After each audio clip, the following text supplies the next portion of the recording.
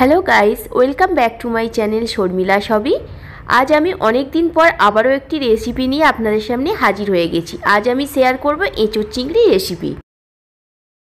জলের মধ্যে সামান্য পরিমাণ নুন আর হলুদ দিয়ে এঁচোড়টা আমি ভালো করে ধুয়ে সেদ্ধ বসিয়ে দিয়েছি।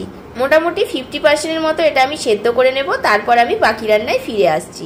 দেখুন এঁচোড়টা মোটামুটি 50%-এর মতো বয়েল হয়ে গেছে। এই দেখুন, এবার আমি দিয়ে দেব এতে ডুমো করে কেটে রাখা 4 পিস আলু। আলুটাও একটু এটার সাথে সেদ্ধ করে নেব।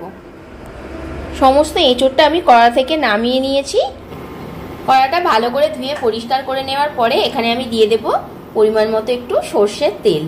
এখানে রান্নাটা আপনারাও চেষ্টা করবেন সর্ষের তেলে করার। তেল খুব ভালোভাবে গরম হয়ে গেছে। এবার সেদ্ধ করে রাখা আলু আর এঁচোড়টা আমি দিয়ে দেব তেলের মধ্যে। এঁচোড়টাতে এখন আর নুন হলুদ দেওয়ার দরকার নেই, যেহেতু আমি সেদ্ধ করার সময় সামান্য একটু নুন আর হলুদ দিয়েছিলাম, তাই আবার কষার সময় পরিমাণ মতো দেব। 5 মিনিট ধরে আমি এঁচোড় আর আলুটা ভালো করে ভেজে নিয়েছি।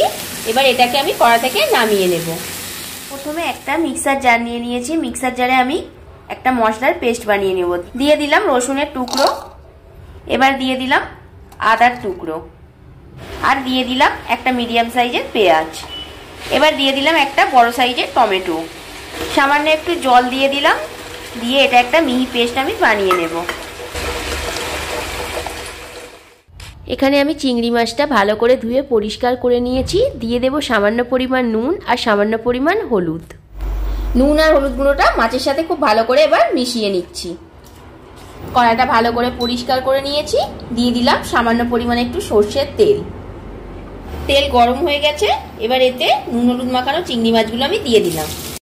চিংড়ি মাছগুলো কিন্তু বেশিক্ষণ ধরে আমি নাড়াচাড়া করব না। 2-1 মিনিট ধরে নাড়াচাড়া করে নেওয়ার পরে এবার চিংড়ি মাছটা আমি তুলে নেব।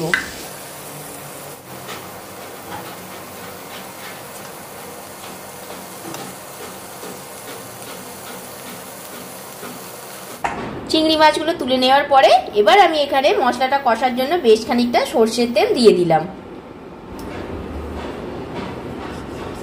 তেল গরম হয়ে গেছে। এবার দিয়ে দিলাম 2টো ছোট এলাচ, 2টো লবঙ্গ, আর দিলাম 1 টুকরো দারচিনি। একটা শুকনো লঙ্কা এখানে দিয়ে দিলাম, আর সামান্য পরিমাণে একটু গোটা জিরে আমি এখানে দিলাম। ফোড়নটা ভাজা হয়ে গেছে। এবার দিয়ে দিলাম 2টো মিডিয়াম সাইজের মিহি করে কেটে রাখা পেঁয়াজ। পেঁয়াজটা এবার একটু লাল করে ভেজে নেব। পেঁয়াজটা দেখুন লাল করে ভেজে নিয়েছি। এবার এই পেঁয়াজের ওপর আমি দিয়ে দেব যে মশলার পেস্টটা করেছিলাম সেই পেস্টটা। পেঁয়াজের সাথে এবার এটা ভালো করে আমি মিশিয়ে নেব। যতক্ষণ না কাঁচা গন্ধটা চলে যাচ্ছে রসুন আর টমেটো, ততক্ষণ আমি এটাকে ভালো করে কষিয়ে নেব। এবার আমি এখানে কিছু গুঁড়ো মশলা অ্যাড করে দিচ্ছি। দিয়ে দিলাম পরিমাণ মতো হলুদ গুঁড়ো, লাল লঙ্কার গুঁড়ো দিয়ে দিলাম 1 চামচ। ঝালটা অবশ্যই আপনারা আপনাদের টেস্ট অনুসারে ব্যবহার করবেন। দিয়ে দিলাম 1/2 চা চামচ জিরে গুঁড়ো, 1/2 চা চামচ দিয়ে দিলাম ধনে গুঁড়ো, আর দিয়ে দিলাম সামান্য পরিমাণে একটু গরম মশলা গুঁড়ো। এঁচোড় চিংড়ির কালারটা একটু সুন্দর করার জন্য আমি এখানে কাশ্মীরি লঙ্কা গুঁড়ো ব্যবহার করলাম। আপনারা যদি এটা না চান তাহলে এটা স্কিপ করতে পারেন। আর সব শেষে দিয়ে দেব পরিমাণ মতো নুন। এবার সব কিছু ভালো করে আমি মিশিয়ে নেব। মশলাটা যাতে তলায় বসে না যায় তার জন্য একটু গরম জল আমি দিয়ে দিলাম। রান্নাতে সবসময় চেষ্টা করবেন গরম জল ব্যবহার করার, তাহলে কিন্তু রান্নার স্বাদ দ্বিগুণ বেড়ে যায়। মশলাটাকে এবার আমি খুব ভালো করে কষিয়ে নেব। দেখুন মশলাটা খুব ভালোভাবে কষানো হয়ে গেছে, আর তেলও ছেড়ে দিয়েছে খুব সুন্দরভাবে। এবার আমি দিয়ে দেব আগে থেকে ভেজে রাখা এঁচোড় আর আলুগুলো। খুব ভালো করে এবার পুরোটা আমি মিশিয়ে নেব। পরিমাণ মতো গরম জল এখানে দিয়ে আবারও সব কিছু ভালো করে আমি মিশিয়ে নেব।